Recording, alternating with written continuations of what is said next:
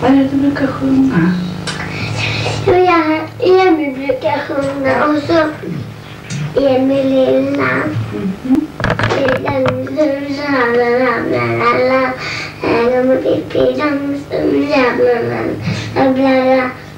Det kommer den. Kan det vara så? Ja. Men Den här sången du sjunger ner med barnen då? Vad heter den då? Hej, har du mig? Kommer du ihåg den? Men hej, här har du mig.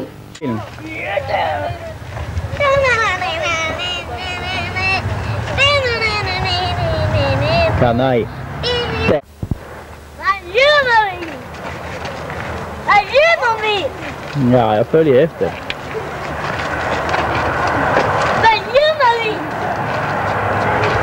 Nu ska jag se lite parken. Vad är det för skräp?